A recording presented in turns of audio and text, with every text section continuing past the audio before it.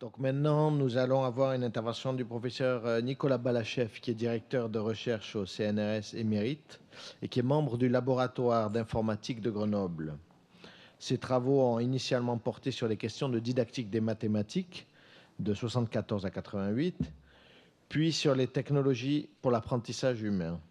Il a notamment participé à concevoir et développer Cabri Gyromètre, logiciel de mathématiques, dans les années 80.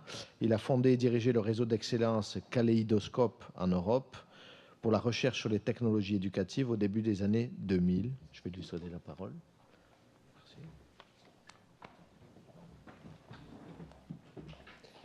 Merci Emmanuel. Bonjour. Donc un forum sur l'enseignement à distance aujourd'hui à Montréal, sur le continent nord-américain.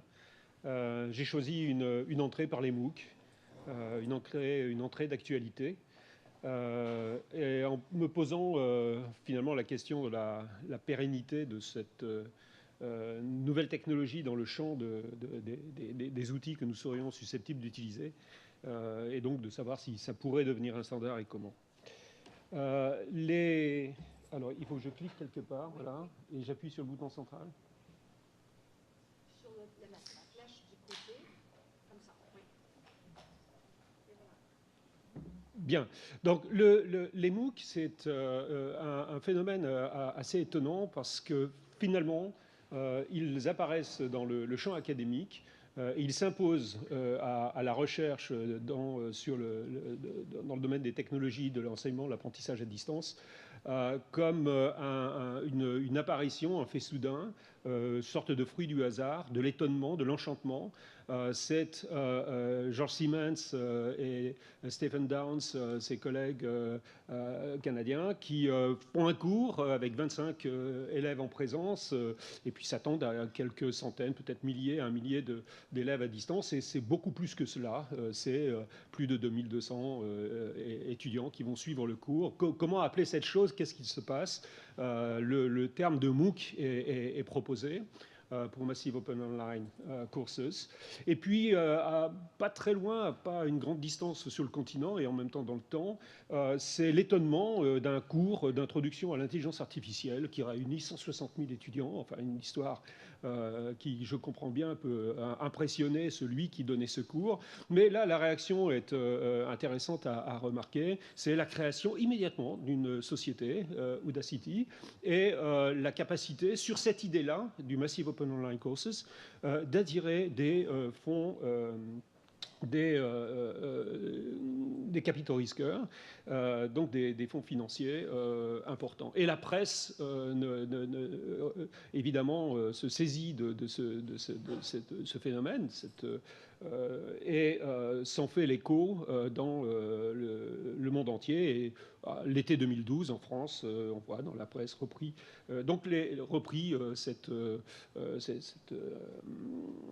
souligner cette innovation qui pourrait remettre en question la façon dont sont faits les enseignements, qui est un fait nouveau, une espèce de petite bombe qui apparaît dans le monde académique principalement. Donc finalement, les MOOC, c'est un effet du hasard, mais ce hasard, lui, n'est peut-être pas le fruit du hasard, c'est-à-dire qu'il est ce qui pouvait arriver à un moment donné, on va voir pourquoi, mais on le sait à peu près, et en même temps, c'est l'émergence dans notre domaine d'un marché, c'est-à-dire d'un produit, d'une offre, d'une demande, d'un prix, qui impose les MOOC. Sur le continent nord-américain et singulièrement aux États-Unis, parce que probablement les universités privées ne posent pas pèsent un poids particulier, et donc les enjeux économiques pèsent un poids particulier, mais s'imposent par leur caractère, leur dimension universelle et mondiale, s'imposent au monde entier. Donc MOOC, je prétendrai qu'aujourd'hui, c'est même plus un sigle. D'ailleurs, je me souviens hier de notre collègue qui disait que peut-être ça serait Open MOOC pour certains MOOC, puisque les MOOC se referment. Mais alors, si c'est Open MOOC, c'est Open Online MOOC, je veux dire, on pourrait redécliner. Au fond, le MOOC, il ne faut pas que j'oublie d'appuyer là-dessus. Et là-dessus, pour savoir de quoi je parle. Les MOOC, c'est de l'enseignement à distance avec une dimension de masse, une dimension quantitative qui jusque-là n'était pas remarquée, ou du moins ne s'était pas imposée de la même manière. Massif, ça veut dire des choses assez différentes. Ça peut être 2000 étudiants, c'est massif si on a un MOOC à la connectiviste, c'est-à-dire où les enjeux d'apprentissage vont se construire par l'ensemble des apprenants participants. Ça peut être 160 000 pour un MOOC que je dirais sur un modèle industriel où l'on a une organisation dans le temps et finalement le transport sur le net et à distance de ce qu'est un cours, je dirais entre guillemets classique, mais avec une ingénierie particulière. Ce qu'ont en commun ces MOOC, c'est des stratégies ouvertes, ce qui veut dire de l'impact, de la visibilité et une forme de rentabilité s'il y a une problématique économique. Impact, visibilité, évidemment, les universités sont immédiatement interpellées par cette possibilité. Un socle technologique, et aujourd'hui on a une technologie qui est robuste, qui est accessible et qui est adaptable et adaptative, c'est-à-dire qu'on a pris l'habitude à travers nous comme utilisateurs un grand fournisseur d'informations, enfin je pense à Google, on a pris l'habitude de voir nos machines s'adapter à nos besoins, anticiper nos recherches, nous faire des propositions, et en même temps nous pouvons aujourd'hui organiser nos machines individuellement avec les outils et sous les formes qui sont les plus intéressantes pour notre activité. Puis une dynamique sociale, c'est-à-dire des interactions humaines, des communautés d'intérêt, ça peut être un intérêt pratique, ça peut être un intérêt intellectuel, et je l'ajoute, mais ce n'est pas aujourd'hui véritablement attesté. On peut imaginer que si on a de grandes communautés humaines, alors il faudra s'intéresser à ce qui se passe dans les grandes communautés humaines, dans lesquelles il y a des courants, il y a des alliances, il y a des conflits. Nous regardons cela. En fait, les MOOC, c'est tout jeune, on ne sait pas véritablement ce qui se passe, quels sont les courants qui traversent les communautés sociales, les communautés humaines, qui se réunissent autour d'un objectif d'apprentissage ou d'une promesse d'apprentissage. Au fond, au cœur de l'innovation, on a les techniques de réseautage, un terme inventé à Québec, les techniques un mot français forgé à Québec, les techniques de réseautage, et puis les technologies de traçage. Je n'en parlerai pas particulièrement, mais je peux l'évoquer. Il est tout à fait intéressant de voir qu'au moment, et par les mêmes personnes, les mêmes fondateurs, au moment où les MOOC s'imposent aussi le Learning Analytics, c'est-à-dire des stratégies d'analyse de l'activité de l'utilisateur ou de l'apprenant qui est importée directement du Business Intelligence. C'est-à-dire arriver à saisir ceux qui sont en train d'utiliser ces environnements et à partir de l'analyse des données de leur activité, à la fois leur permettre de piloter leurs apprentissages en leur renvoyant une image de ce qu'ils font et en même temps permettre l'évolution de ces environnements et en même temps permettre aux fournisseurs de ces moyens d'apprentissage en leur permettant de faire évoluer leur environnement. Les universités, dans ce contexte, sont interpellées. Elles sont interpellées comme institutions dominantes et elles sont interpellées comme une certaine forme de monopole, même si le mot peut paraître un peu fort. Quoi qu'il en soit, les choses ressemblent à cela. En face des universités, les MOOC, si l'on regarde ce qu'est l'offre est très large aujourd'hui. C'est à la fois une offre dirigée vers les apprentissages fondamentaux, pas de façon massive en fait, en termes de propositions, vers la formation professionnelle, c'est beaucoup plus important. Et puis le développement personnel. Le développement personnel, ce peut être le désir d'apprendre, qui est l'un des MOOC proposés par Fun. Ce peut être apprendre ou acquérir une certaine culture sur l'impressionnisme ou la Première Guerre mondiale. La cible potentielle des MOOC, en fait, est universelle et mondiale. Donc on ne peut pas échapper lorsque l'on voit apparaître avec la puissance qui est implicite, enfin elle n'est pas si implicite que ça, c'est-à-dire la puissance économique, la puissance d'action des MOOC, on ne peut pas échapper à percevoir que en fait toute la planète universitaire est concernée et que cela va dans toutes les directions. Ça concerne aussi bien les premières années d'université que les années qui suivent, mais aussi bien l'université dans ses missions liées à des connaissances générales que ses missions liées à des formations plus professionnelles. Les fournisseurs, eux, n'ont pas d'origine déterminée. Ce peut être des universités, mais si un produit de bonne qualité est fourni par une entité qui ne serait pas à caractère universitaire, on essaiera de comprendre selon quels critères, eh bien, ce fournisseur peut tout à fait prendre place et se trouver en compétition avec les universités. Les modèles sous-jacents, ils sont sur un spectre. Alors, il faut mettre le curseur quelque part. Mais je dirais que d'un côté, il y a une idéologie inspirée d'Ivan Illich de partage, de générosité, et c'est en fait qui porte les propositions des initiateurs des MOOC, enfin les inventeurs, je dirais plutôt, de l'expression MOOC, et une idéologie économique libérale à l'autre extrême, où le MOOC est en fait un produit, c'est un marché, et on va le prendre comme tel et regarder comme tel comment il peut évoluer, comment il peut être proposé. Les universités sont des entités très particulières. Historiquement, je ne prendrai pas beaucoup de risques en disant que ce qui va caractériser l'université, c'est leur mission de recherche scientifique, disciplinaire, aujourd'hui très fortement pluridisciplinaire, c'est-à-dire un collectif, une communauté humaine qui s'organise pour un progrès collectif de la connaissance avec une mission universelle et ouverte. La connaissance scientifique n'est pas l'objet d'une propriété, elle est partagée, et d'en garantir la validité. Et c'est un point important qui va guider toute ma présentation de ce matin. Et l'autre mission, c'est la diffusion des savoirs au contact de la recherche.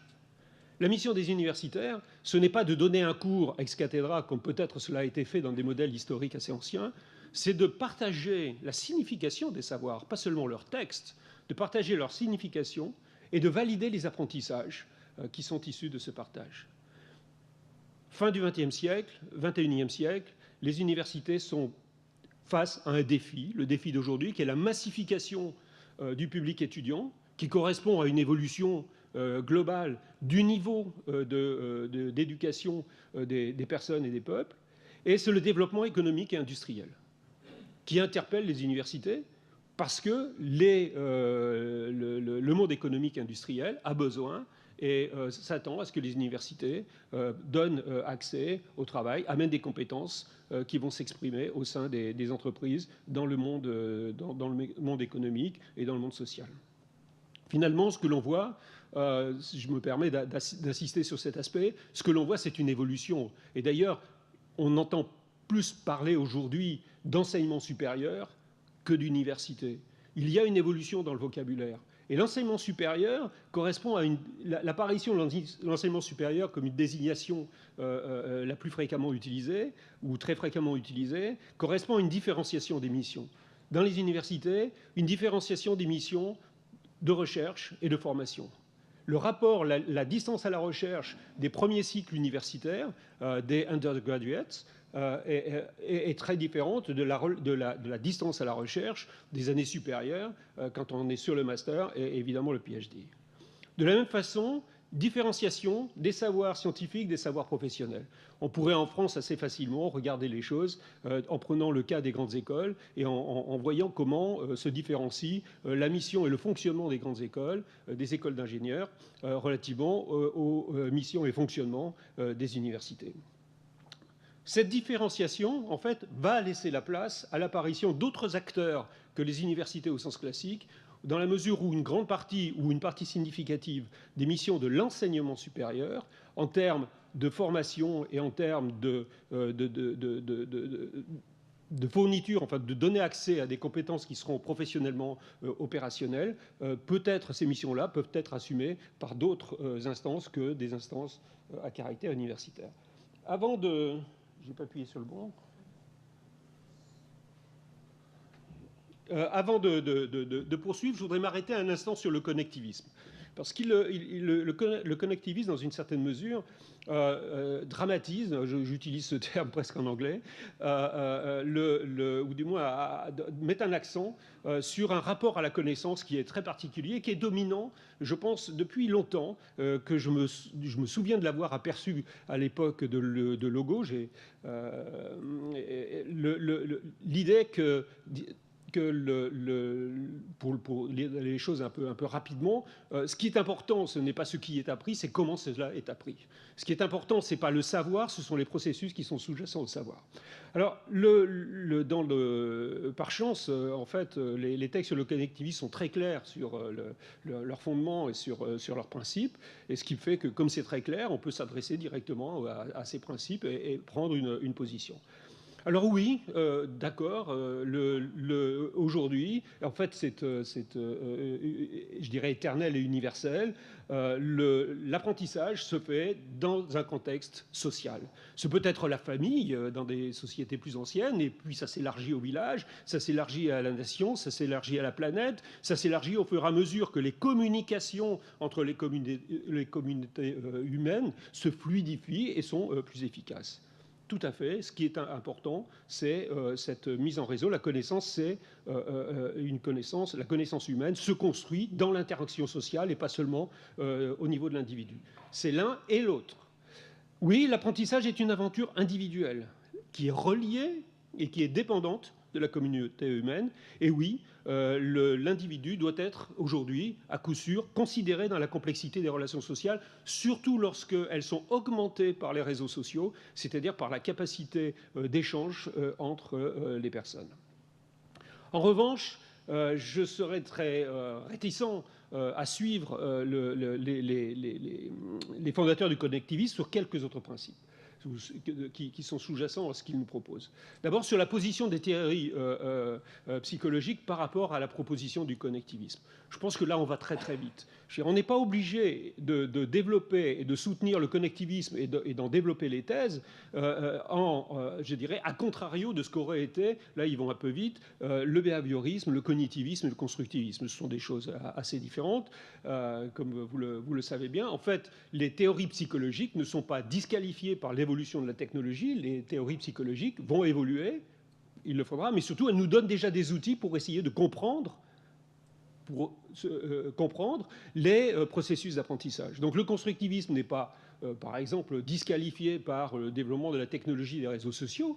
Il a devant lui un nouvel objet sur lequel il a des moyens, des concepts qui lui permettront de mieux comprendre la façon dont les apprentissages se développeront. Et donc je pense plutôt qu'il faut regarder la complémentarité des propositions du connectivisme avec les théories dont nous disposions jusque maintenant, et puis de regarder aussi comment le connectivisme, au-delà des principes, se développe effectivement comme une théorie. Un point qui m'a beaucoup ébranlé, ou interrogé, c'est « Learning and knowledge rest in diversity of opinions ». Alors, je vais prendre une position très ferme. Non. Non. La connaissance, le savoir, knowledge and knowledge, et les opinions sont dans des ordres épistémiques de nature différente. Les trois fonctionnent. Alors le français, et je dirais que les langues romanes nous permettent cette distinction entre knowledge, entre connaissance et savoir, mais entre knowledge, ideas et opinions, il y a des différences de nature épistémique. Les trois fonctionnent. Et le problème de l'apprentissage est clairement dans nos institutions posé par rapport au savoir. Et c'est une mission sociale qu'ont les universités. Alors je pense qu'il faut être très clair sur ce point-là, et le fait d'être clair nous permettra de mieux interroger, de mieux comprendre les propositions pédagogiques qui sont faites par le connectivisme.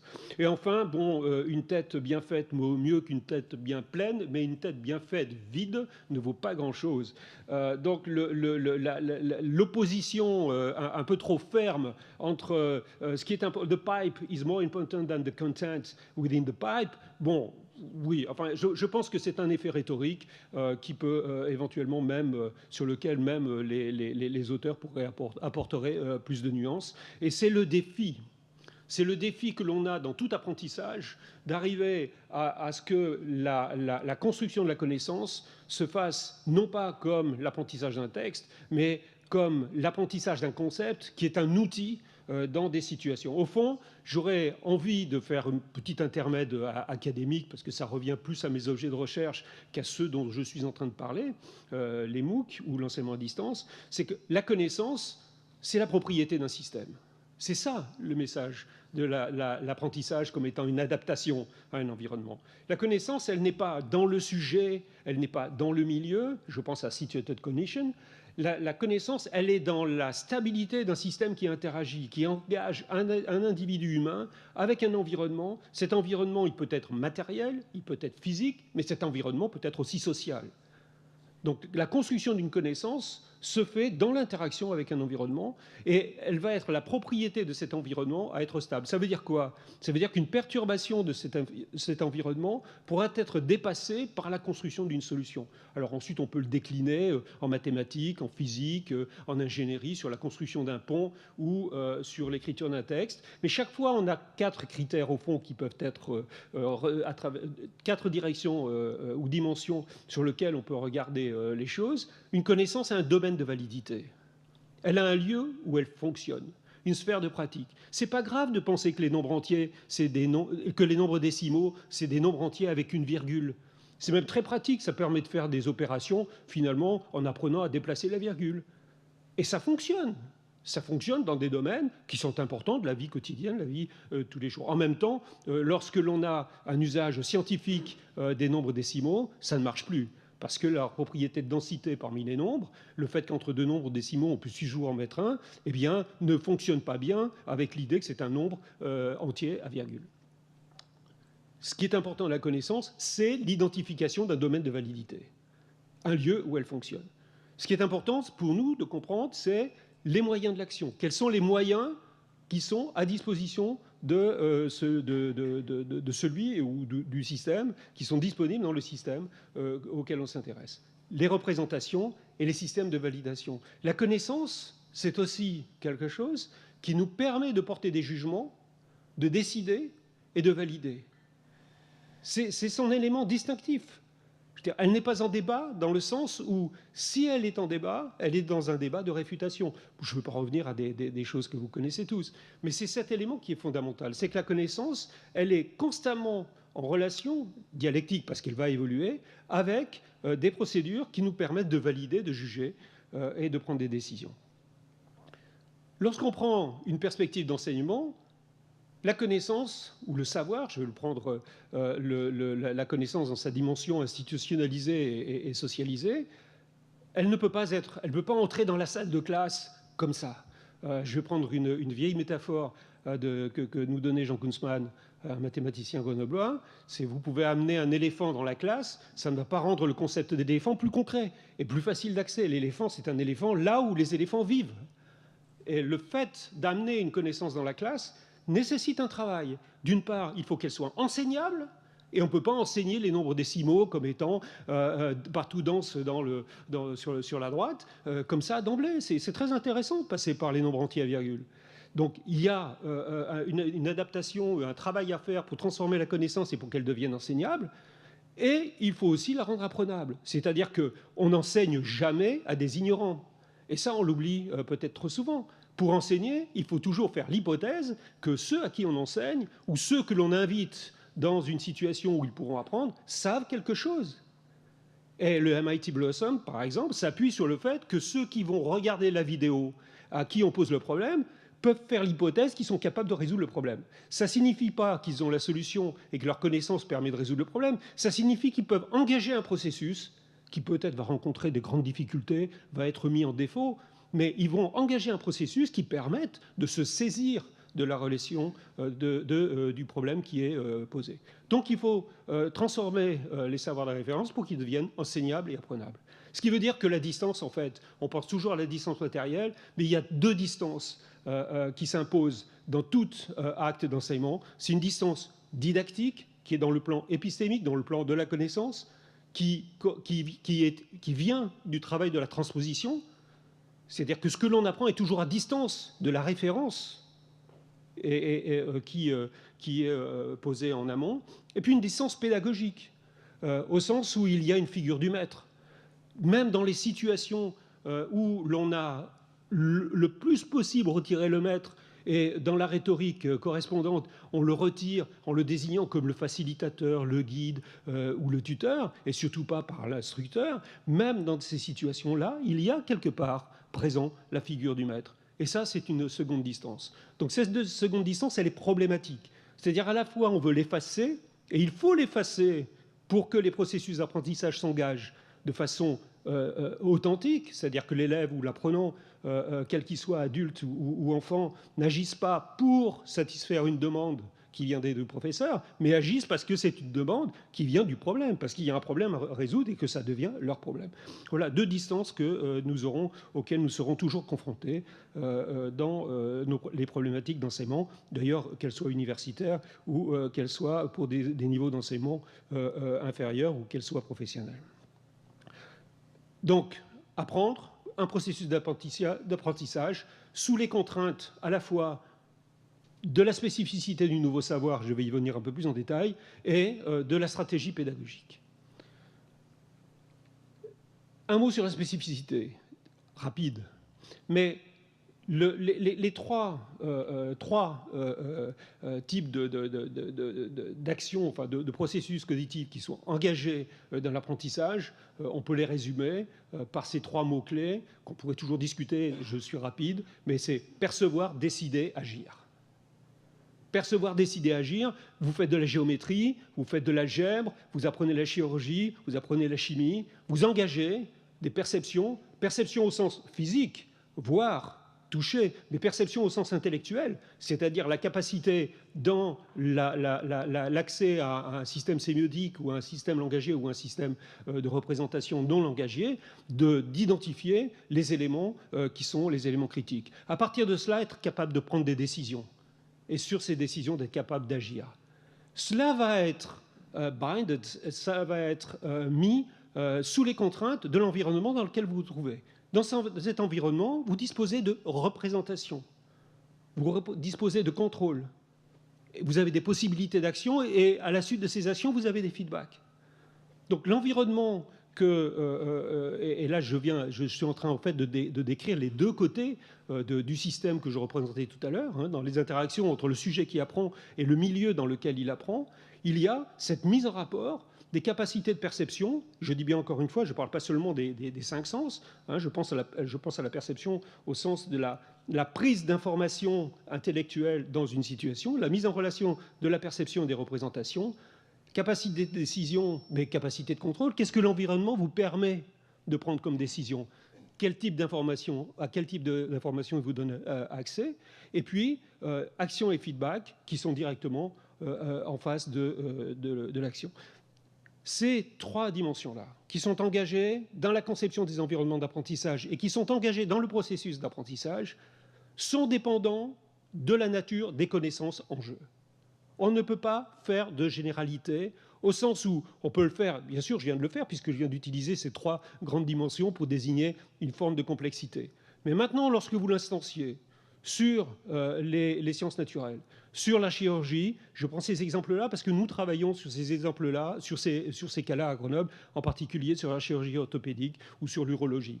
Lorsque l'on prend cela, qu'on l'instancie dans les domaines de connaissances, alors on voit apparaître la complexité et les contraintes qui viennent de la connaissance elle-même. Une grande chance, c'est que quand on a en mathématiques une formule écrite sur la feuille de papier, on a tous exactement la même formule. On ne peut pas faire la même hypothèse lorsque l'on fait un enseignement de biologie. On n'a pas tous le même à ce moment-là, on n'a pas tous les mêmes objets. Il va falloir partager des objets qui seront mis à une certaine distance parce que les mathématiques ont cette particularité d'une proximité, parfois d'ailleurs gênante, entre le système de représentation et les objets eux-mêmes. D'une certaine façon, la géométrie dynamique, on l'a inventée, c'est une invention grenobloise que nous devons à Jean-Marie Laborde, on l'a inventée parce que bouger un triangle à la surface d'un écran ou la représentation du triangle, finalement, il n'y a pas beaucoup de différence, au moins dans une première analyse ou une analyse un peu rapide.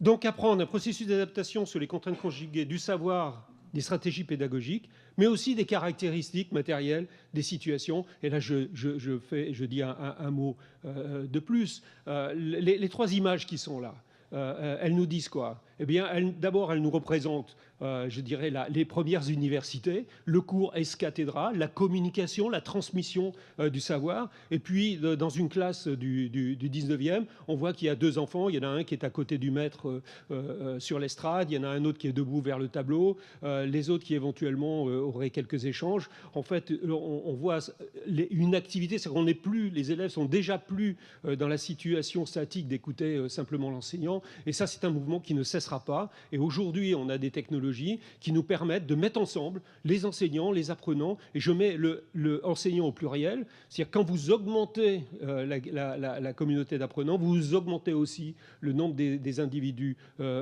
soit artificiels d'ailleurs ou humains, mais pour l'instant, restons-en aux agents humains. Vous augmentez le nombre des agents humains qui vont participer. C'est-à-dire qu'en fait, l'ensemble des interactions qui vont être à l'ordre du jour pendant l'activité d'apprentissage vont être dépendantes aussi de ces caractéristiques du milieu dans lequel vous apprenez. Quand on est dans une situation d'enseignement qui s'est déclarée comme telle, qui n'est jamais la situation naturelle, même quand elle cherche à s'en rapprocher, l'apprentissage va avoir des dimensions, des caractéristiques, ce qui est appris. Je reviens à une parenthèse rapide, enfin si j'arrive à la faire rapide, mais lorsque l'apprenant, lorsque l'individu apprend, lorsque j'apprends, où que ce soit, je m'adapte à une situation, mais je m'adapte non seulement à ce qui, dans cette situation, est spécifique de la connaissance en jeu, mais je m'adapte aussi aux caractéristiques de la situation d'enseignement elle-même. J'apprends à comprendre quel est le système dans lequel j'apprends. J'apprends à comprendre, dans les premiers mois de lycée ou collège, j'apprends à comprendre la personnalité du professeur. Que ce soit un professeur behavioriste ou constructiviste, j'ai tout intérêt à comprendre avec qui je suis et comment ça va fonctionner. Ce sera pareil dans un MOOC, ce sera pareil à quelque endroit que ce soit. C'est-à-dire que la dimension, les caractéristiques matérielles, concrètes de la situation vont être une troisième dimension, une troisième contrainte qui va se conjuguer aux deux autres dans les situations d'apprentissage. Alors, je vais essayer d'être un tout petit peu plus concret. Tout ça, c'est assez général, mais en restant quand même un peu rapide, le temps doit passer. Trois distances dans l'enseignement à distance. La distance didactique, on en parle peu, mais il faut s'y intéresser. La distance pédagogique, on a tendance à vouloir l'effacer parce qu'il y a depuis... je dirais depuis que j'ai commencé ma carrière à cette époque moderne, cette insistance sur l'effacement du maître, l'enseignement, ce n'est pas l'instruction, ce n'est pas la communication d'un savoir à une tête vide. Et en parallèle à cela, un effacement, une conséquence de ce discours, qui est une sorte d'effacement ou de diminution de l'importance du rôle de l'enseignant. Les choses changent, on l'a vu tout à l'heure dans l'exposé précédent et dans d'autres exposés, mais cette distance pédagogique, on a pensé un moment qu'on pourrait l'effacer. Et puis la distance matérielle, c'est souvent celle à laquelle on pense dans l'enseignement à distance. Dans les années 90, avec Hewlett-Packard à l'époque, on a mis en place à l'hôpital de Grenoble une infrastructure assez intéressante. Pourquoi? Parce qu'il s'agissait, avec des enfants qui étaient hospitalisés pour des périodes significativement longues, des moyens qui leur permettent de continuer leur scolarité parce qu'ils gardaient une énergie et une capacité de travailler, qui leur permettent de continuer leur scolarité avec une sorte de certi invisible. C'est-à-dire que l'idéal, c'est qu'ils sont en soins, on leur apporte des enseignements dans les domaines qui sont ceux de la scolarité dans laquelle ils étaient engagés auparavant, et que lorsqu'ils finissent, ils sortent de l'hôpital, eh bien, ils puissent retourner dans la classe et qu'au fond, l'épisode hospitalier est pesé le moins possible sur la période d'hospitalisation. Bon, dans le cas de mon groupe, on a abordé toutes les disciplines et puis nous avons regardé un peu plus précisément ce qui se passait dans le domaine des mathématiques et surtout de la géométrie. Ce que l'on avait pour contrainte dans le cadre de la géométrie, c'était de permettre de partager un espace d'action. Si vous voulez faire de la géométrie à distance, essayez de faire de la géométrie au téléphone. Il faut une très grande maîtrise de la géométrie pour faire de la géométrie au téléphone. puisqu'il va falloir être capable, sans que l'on regarde la même figure, chacun construit sa figure d'un côté, il va falloir se mettre d'accord sur ce dont on entend parler et sur les caractéristiques de cette figure. Si on peut déjà partager l'image d'une construction, c'est déjà une contrainte plus faible. Ce que l'on avait avec la géométrie dynamique, c'est à travers les réseaux la capacité de partager la manipulation des figures. Préserver la continuité des apprentissages. Pourquoi ? Parce que les soins et l'apprentissage étaient en interaction constante. Il y a un principe dans la scolarisation d'un enfant en milieu hospitalier, c'est que lorsque le personnel hospitalier, le personnel médical décide d'une intervention, quelle qu'elle soit, d'un soin ou de quoi que ce soit, on doit interrompre et se retirer. Donc il faut préserver la continuité des apprentissages dans un milieu qui segmente les moments d'apprentissage. Et puis, parce qu'il y a des intervenants bénévoles et des intervenants professionnels, il faut apporter ou donner les moyens d'une fiction de présence continue et d'une persistance mémorielle. On ne peut pas à chaque fois lui dire « Qu'est-ce que tu as fait avec le professeur précédent ?» Ce n'est pas possible. On ne peut pas revenir à cette interrogation constamment. Donc il faut résoudre ce problème. Donc finalement, les leçons à retenir de cet apprentissage à distance, c'était d'une part que l'enjeu d'apprentissage était pour nous, en tant que ingénieurs de la formation ou chercheurs sur ces technologies, une contrainte sur les technologies elles-mêmes. On ne peut pas renverser. Il ne fallait pas que la technologie soit une contrainte sur l'enjeu d'apprentissage, une contrainte sur les objets de la géométrie ou une contrainte sur les objets des autres enseignants. Il fallait au contraire prendre ces objets-là comme une contrainte sur nos technologies et sur la scénarisation. L'environnement est hybride. Il fait intervenir à la fois des professionnels de l'enseignement, des bénévoles, mais aussi des agents artificiels. On utilisait des logiciels qui permettaient d'apporter, en l'absence de l'enseignant, d'apporter des éléments de pilotage à l'apprentissage. Et enfin, donc la propriété d'enseignement, ce n'est pas un enseignant qui enseigne à des élèves particuliers, mais c'est un système qui permet d'apprendre. Et je dirais que la fonction d'enseignement se trouve comme étant une émergent des interactions qui sont en jeu. La fonction d'enseignement n'est plus localisée dans un agent ou dans une personne. En fait, la fonction d'enseignement est émergente de l'ensemble des interactions. Et en fait, un élément de complexité, c'est qu'au fur et à mesure que s'installe une culture de cet environnement, la signification même des activités de l'environnement lui-même change.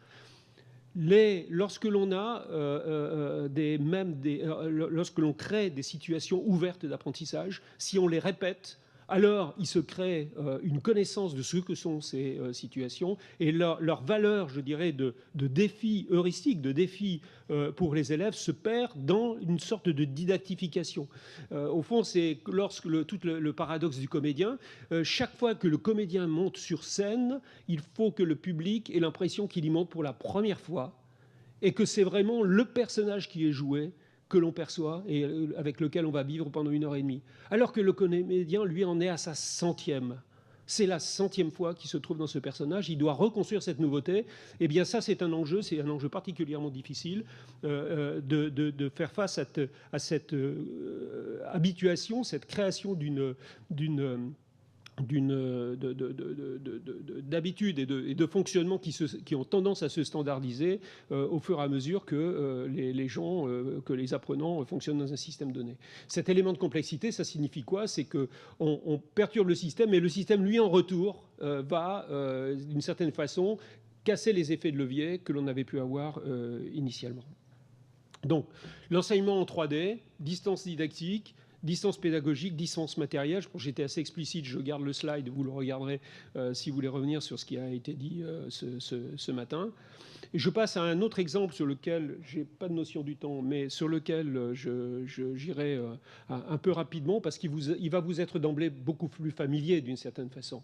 Nous sommes maintenant à l'université, première année de médecine à Grenoble, Pour la petite histoire, apprendre la médecine en première année, alors que cette première année est sanctionnée par un concours, c'est un exercice particulièrement exigeant pour les étudiants et particulièrement délicat à conduire. Et en gros, cette année, par exemple, il y a 1600 étudiants qui se présentent en première année de médecine. Il y aura 172, les nombres exacts sont, mais de mémoire, il y a environ 172 étudiants qui seront médecins, environ 300 qui auront accès à un métier dans le cercle des métiers, des métiers médicaux ou paramédicaux, et donc une compétition particulièrement forte. Donc dans les amphithéâtres classiques, les chahuts étaient chose commune. Les redoublants ayant tendance à préférer que les nouveaux arrivants aient quelques difficultés. Au bout, l'enjeu, c'est de sortir pour le concours. Les conditions d'enseignement étant difficiles, les amphis de 1500, ça n'existe pas vraiment. La décision qu'a prise la faculté de médecine est très innovante. À l'époque, c'était un DVD, c'était en 2005. C'est d'enregistrer le cours de chacun des enseignants et de mettre en place une formation qui peut faire penser à la classe inversée. Alors, il y a tellement de définitions de la classe inversée que je ne prendrai pas trop de risques. Mais je dirais qu'il y a, de façon glissante au cours de l'année, pour chacun des cours, le cours dont l'étudiant dispose à domicile, qui est enregistré. Ensuite, une séance de réponse à des questions. Pendant l'apprentissage du cours, l'étudiant peut en ligne poser des questions par Internet à l'enseignant. Et ensuite retrouver dans des groupes de taille limitée cette fois, donc environ 120, 150 étudiants, se retrouvent avec l'enseignant en question. Si vous divisez 1600 par 120 ou 150, vous voyez que l'enseignant fait ça plusieurs fois.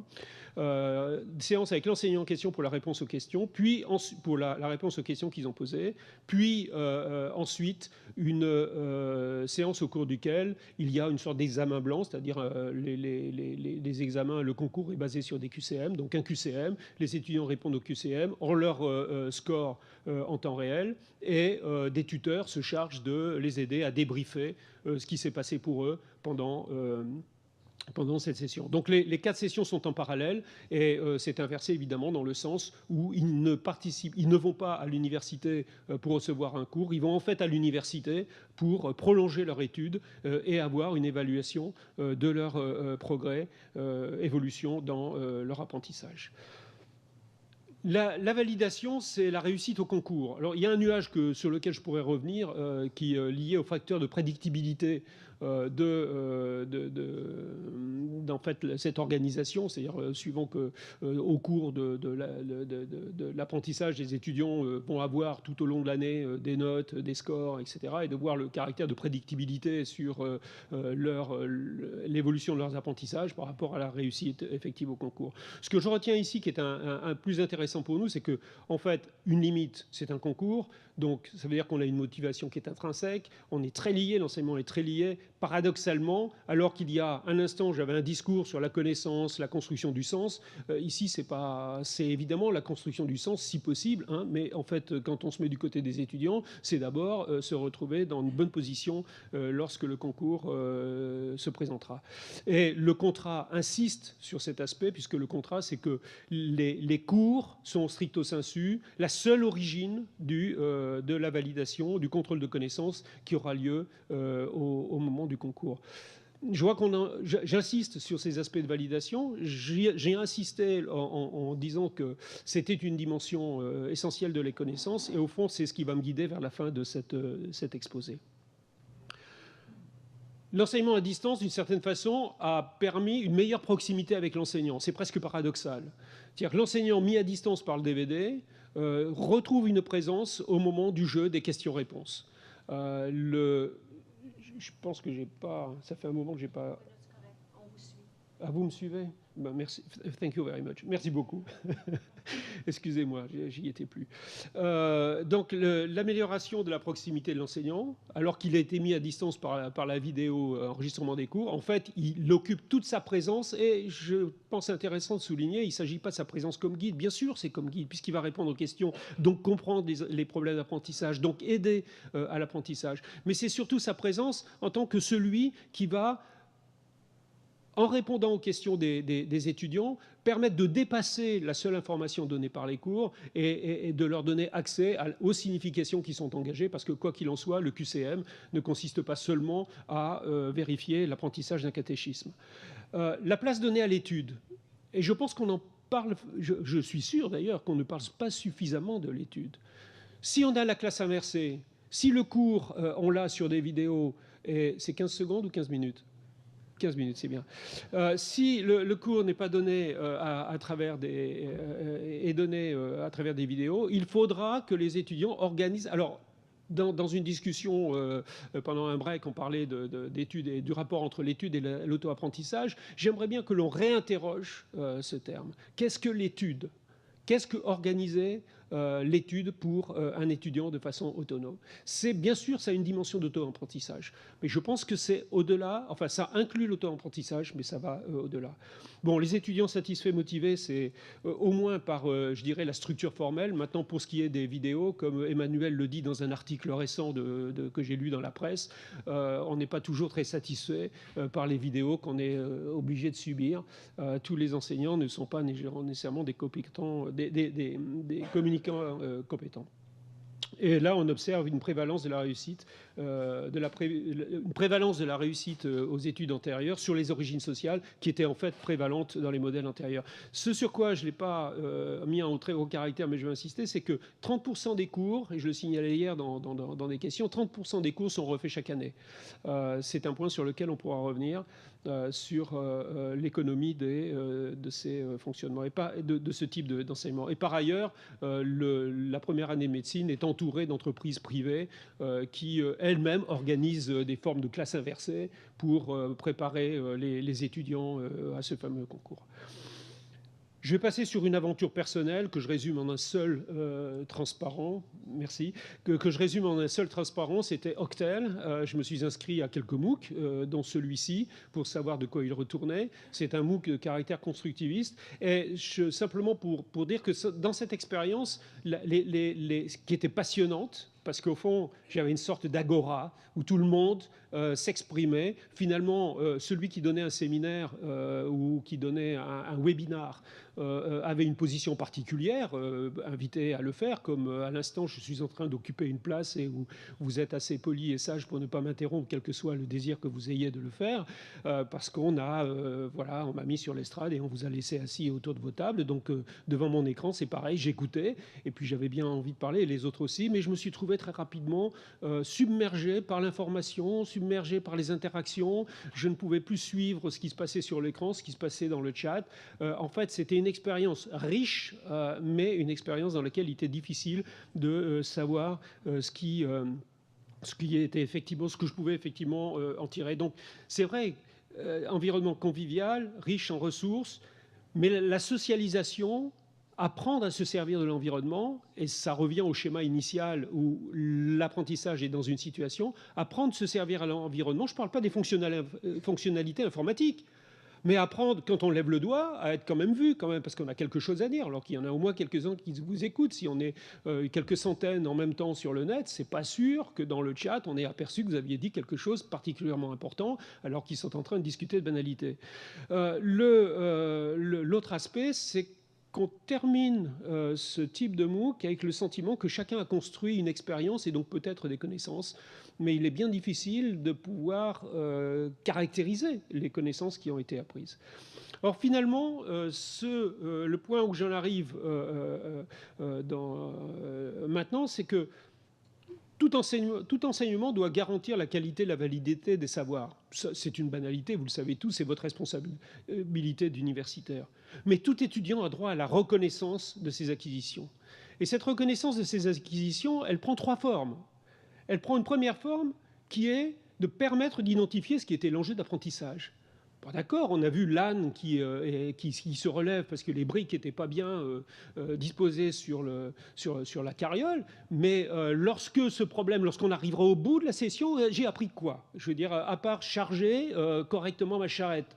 Est-ce que j'ai appris plus ou est-ce que c'était ça finalement qu'il fallait apprendre à charger la charrette? Évidemment, l'intention, on l'a compris de notre collègue, c'était d'aller au-delà du savoir-faire pratique et d'apporter des connaissances qui pourraient être ensuite transférées, parce que c'est ça l'enjeu des connaissances théoriques, c'est qu'elles soient transférables à d'autres problématiques. Le deuxième aspect, c'est l'évaluation, c'est-à-dire donner les moyens de juger et de mesurer l'apprentissage, qui n'est pas nécessairement formel. Mais au moins que l'on puisse, à la fin d'un enseignement, soit que ce soit l'enseignant, soit que ce soit l'institution, soit que ce soit les élèves eux-mêmes, pour eux-mêmes, de pouvoir évaluer ce qu'ils ont appris et la validité qu'ils ont appris. Et s'ils le souhaitent, effectivement, la responsabilité, la capacité de l'institution à valider la nature et la qualité de ce qui a été appris. Au fond, je le dis déjà parce que je n'aurai pas le temps de le dire en conclusion, l'enseignement est un moyen pour... dans la société, dans le fonctionnement social, c'est un moyen pour acquérir une compétence, une connaissance qui sera validée et qui peut prendre la forme effectivement des certificats, badges et autres. La valeur ajoutée de l'université est évidente quant à la capacité de valider les connaissances, mais c'est aussi un verrou pour l'enseignement à distance. En fait, comment fait-on dans l'enseignement à distance pour garantir la qualité et la validité de ce qui est enseigné et surtout aller jusqu'à la reconnaissance des acquisitions? Donc l'enseignement est sous la contrainte des moyens d'évaluation des apprentissages. On a beau le dénier, je pense qu'il faut s'interroger véritablement sur cette volonté de séparer, de créer une séparation forte entre la validation. On ne travaille pas pour les examens, mais les examens tirent. Les examens tirent la logique des apprentissages et tirent la logique des enseignements. Les objectifs d'acquisition de connaissances cohabitent avec des stratégies de réussite formelle. On ne peut pas séparer les deux. Il faut construire du sens, mais il ne faut pas rater ses examens. Et je pense que nous sommes tous, à tout instant, sauf peut-être dans ces conférences où en fait on est dans des moments de brainstorming, mais lorsque dans une situation d'apprentissage qui s'institutionnalise, il y a toujours cette tension. Et plutôt que de la nier, il faut chercher où sont les équilibres et comment on peut jouer avec ces équilibres. Et la mission de diffusion universelle des connaissances est en relation tendue, mais constante, avec un objectif de sélection. Et là, il y a une réflexion à avoir sur la différenciation entre ce que peut être un enseignement à visée universelle, je pense aux premiers apprentissages, il ne s'agit pas de sélectionner, il faut que tout le monde sache lire et écrire. Mais quand on se déplace dans l'université et qu'on évolue dans l'université vers les formes les plus avancées de qualification, on voit bien que l'on a à la fois les deux obligations de former, mais aussi de retenir les meilleurs. Et cette tension est particulièrement... Alors par chance, j'arrive à la conclusion. La conclusion, c'est que l'enseignement à distance, au fond, c'est un vieux concept. Je pense qu'il est proche de sa fin et que ce dont il s'agit aujourd'hui, ce sont les espaces d'apprentissage. C'est de cela. La distance, c'est un concept qui s'imposait lorsqu'elle était rare. Aujourd'hui, la distance, ce n'est pas rare, c'est constant. Pendant que je suis en train de parler, en même temps, vous êtes sur vos machines, vous faites votre courrier électronique, vous regardez ce qui s'est passé au pays, vous envoyez des SMS parce que vous n'osez pas téléphoner, mais je vous en remercie. Vous êtes dans un univers où vous êtes ici, vous êtes ailleurs. À aucun instant, j'ai pensé que vous ne faisiez que m'écouter. J'ai toujours imaginé qu'il fallait que j'en fasse un peu plus pour récupérer constamment votre attention qui tendance constamment à partir. Vos élèves ont des iPhones et autres smartphones dans les classes et ils ne se privent pas. Donc l'enseignement à distance a laissé place aux espaces d'apprentissage. Et dans ce cadre-là, les MOOC apparaissent comme un instrument possible qui sera ce qu'il est, c'est-à-dire qu'il occupera une des tranches parmi tous les instruments disponibles. Il se caractérise par le fait de récupérer l'obligation d'avoir un début et une fin. Mais ça, si on veut avoir l'enseignant à qui s'adresser, il faut bien avoir un début et une fin. c'est plus facile à gérer. Et puis, il se distingue par le potentiel de déploiement. Alors, il peut y avoir des SPOOC, enfin bon, je n'ai pas appris tous les sigles. Effectivement, il peut y avoir des petits MOOC, puis des grands MOOC. Mais on attend du MOOC qu'il ait cette capacité. Le deuxième élément de conclusion, c'est que les MOOC ont un potentiel pour imposer un modèle de cours oral. Et d'un cours oral, je trouve finalement très intéressant, parce qu'au lieu d'avoir, comme vous le subissez à l'instant, 45 minutes ou 1 heure d'un discours de quelqu'un qui se trouve sur la chaire, on va le découper en segments de 6 à 10 minutes et on va insérer des QCM, c'est-à-dire avoir une stimulation de l'écoute, une stimulation de l'attention tout au long de l'activité. Et par ailleurs, les MOOC s'appuient sur les réseaux sociaux, c'est un élément nouveau, je pense, c'est ça qui a cristallisé l'attention sur le terrain pédagogique, je ne passe pas du terrain économique, mais ils s'articuleront, et ça a été finalement dans les questions évoquées, ils s'articuleront sur d'autres organisations pédagogiques. D'autres standards émergeront, de l'industrialisation de l'offre, des besoins d'interface et de procédures stables. On ne peut pas avoir passé, je dirais, il y a des modes qui seront attendus par les utilisateurs qui fait qu'il y a un incompressible de standards qui va se mettre en place. Et puis, des exigences de jugement de certification. C'est-à-dire que lorsque le MOOC atteindra les dirigeants des entreprises et les ressources humaines, il faudra avoir des moyens pour savoir si, quand on prétend avoir été formé à travers un MOOC, eh bien, on peut accorder crédit à, même s'il n'y a pas eu de diplôme, mais on peut accorder une certaine confiance à la qualification acquise. La tentation, quand on termine un exposé comme celui-ci, où l'on trace un chemin un peu à côté de ce que sont les objets de recherche les plus habituels, la tentation, c'est celui d'un post-scriptum. Alors je m'empresse finalement, j'aurais pu ne projeter que ce transparent, il m'aurait suffi, c'est qu'il n'y a pas de révolution pédagogique. J'en ai pas vu. Pour ce que j'ai lu, pour ce que j'ai entendu, j'ai pas vu de révolution pédagogique. J'ai pas vu de révolution technologique. Beaucoup d'intégration, mais pas de révolution technologique. Il y a une petite chose qu'il faudrait regarder un peu plus, c'est les learning analytics. Mais ça, c'est un autre exposé. On m'a dit que j'avais pas le temps de le faire. Mais en revanche, ce que j'ai vu apparaître très fortement, c'est que les MOOC imposent une 4e dimension, qui est la distance économique. Et ce que l'on va pouvoir faire d'un MOOC va dépendre des moyens que l'on va pouvoir mettre en tant qu'apprenant pour aller, je dirais, jusqu'au bout des possibilités qu'offre le MOOC. Au fond, la peau d'âne devient un produit du marché. Et je vois là la raison pour laquelle, au mois d'août 2012, dans mon pays, on a pu voir une activité un peu fébrile autour de cette question et des technologies d'apprentissage qui n'attiraient jusque-là pas une très grande attention, en tous les cas des grands organismes de recherche. L'enseignement apparaît un moyen, mais la valeur est dans le badge, dans le crédit, le certificat, le diplôme.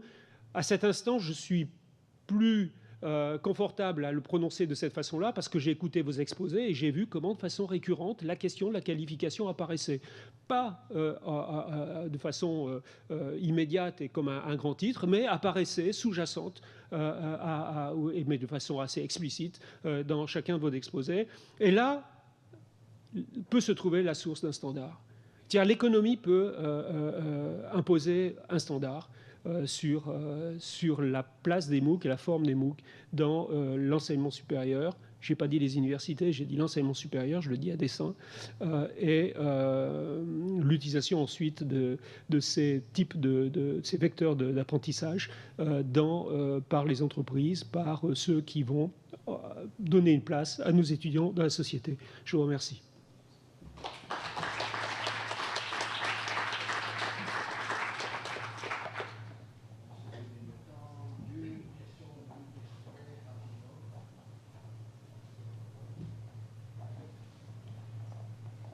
France-Henri, Télé-Université.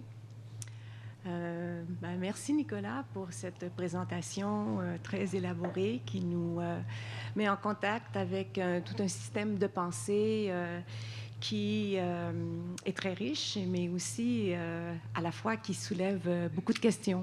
J'en aurai plusieurs, mais je me limiterai à quelques-unes. D'abord, une première observation. Je remarque que l'unité d'analyse de ce discours, c'est la connaissance. Alors, dans le système éducatif, ce que je comprends, c'est l'élément principal et autour duquel le système va se bâtir.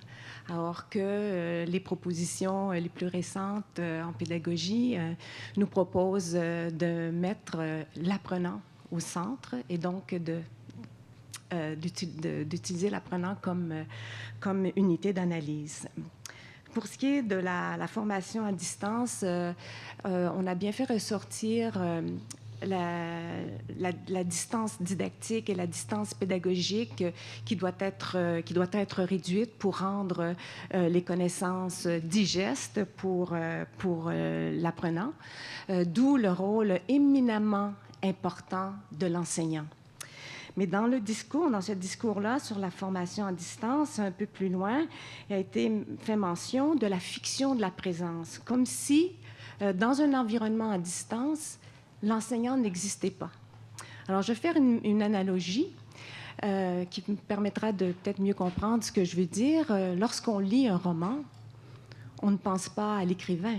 Lorsqu'on est captivé par le roman, on est pris par l'histoire et on vit l'histoire avec les personnages. Mais dans un environnement à distance, c'est la même chose. Sentir l'apprenant, pour moi, c'est peut-être une faiblesse, justement, de l'environnement. Il faut que, selon moi, un environnement réussi, c'est celui qui captive l'étudiant, qui l'amène à s'engager dans l'apprentissage et à réaliser, pour atteindre les objectifs qui s'est fixés et aussi ceux qui sont fixés par le programme. Donc, je crois qu'en formation à distance, quand il a été aussi question de la proximité de l'enseignant, il fallait que l'enseignant soit plus près, mais l'enseignant, il est très, très près de ses étudiants, mais de manière médiatisée. Et puis, bon, dernière réflexion au sujet d'apprendre pour réussir les examens. Il a été fait mention de l'intérêt ou de la motivation pour réussir l'examen. Mais moi, je vous dirais que s'il n'y a pas de motivation, on ne se rendra jamais à l'examen. Donc, il me semble que la motivation, le désir d'apprendre devrait être le principal élément qui oriente l'étudiant plutôt que celui de réussir l'examen. Je te remercie, France. Sur l'apprenant, mettre l'apprenant au centre, nous sommes tout à fait d'accord. Et au centre de l'apprenant, je mets la connaissance. Alors, il faudrait s'expliquer un peu plus sur cette image, effectivement. Mais l'apprenant, qui est un individu dans la situation d'apprendre, qui, dans certaines situations, c'est même un élève, c'est-à-dire un apprenant socialisé dans un système particulier, l'apprenant est là avec un enjeu d'apprentissage. Et la connaissance, c'est cet enjeu d'apprentissage.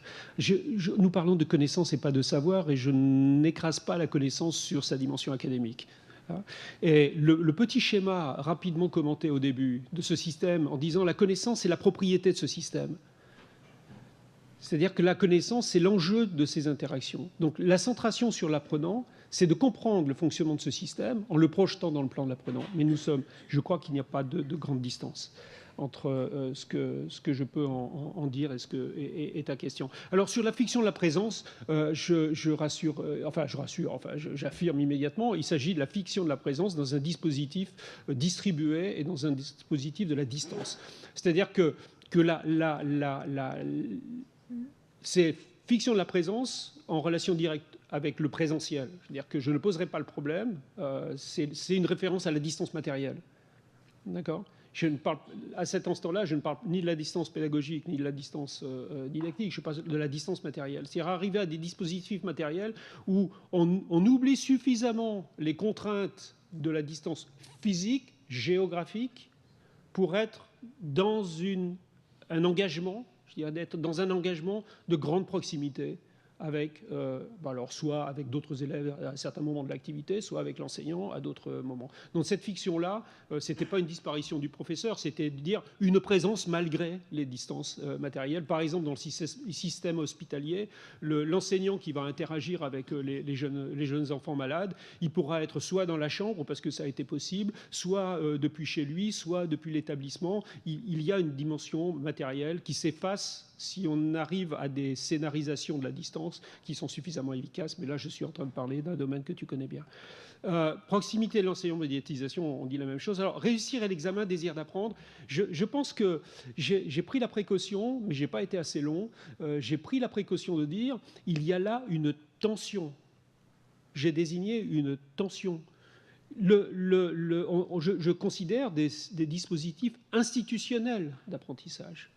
Je suis dans un forum qui concerne l'université. L'université, la société lui a donné une mission. Je suis dans un dispositif institutionnel d'apprentissage. Nos étudiants, que ce soit des undergraduates ou des postgraduates, en licence ou en maîtrise, nos étudiants, il faut à la fois, je vais parler de ce que je connais un tout petit peu, il faut à la fois qu'ils comprennent les mathématiques, il faut qu'ils comprennent les concepts, le concept de limite qui est si difficile, le concept de fonction, il faut qu'ils les comprennent.